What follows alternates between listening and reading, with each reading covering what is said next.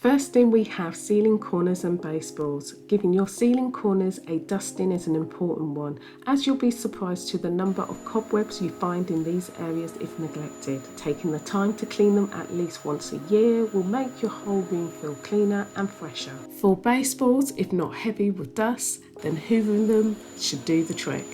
If not, simply soak a microfiber cloth in water with dish soap, then wipe over your baseboards. So next we have mattress and pillows. Your mattress has sweat, dead skin and dust mites. So the next time you're changing those sheets, remember to vacuum that mattress and deodorize it. Now you can do this by using baking soda. Now if you happen to have cotton, down and synthetic pillows, these can be placed in your washing machine. However, always read the care instructions first. For more information on how to do this, then check out the video at the end.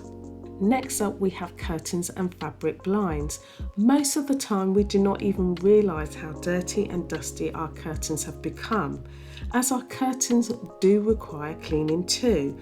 Again, check out the care instructions of the curtains to see if they need to be dry cleaned or they can be placed in your washing machine. Fabric blinds. Now to keep them clean and dust free, this can be achieved by using your vacuum cleaner with your upholstery attachment.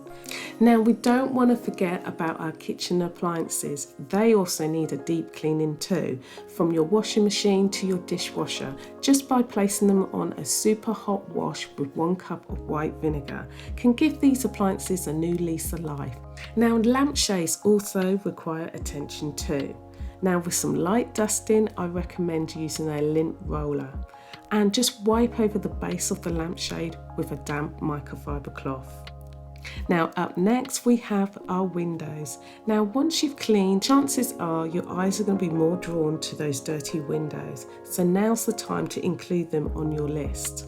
Now a bit of a fun fact, did you know you should never start a window cleaning project if it's sunny? Because direct sunlight will mean your soapy water and cleaning sprays dry too quickly and will leave your windows with streaks.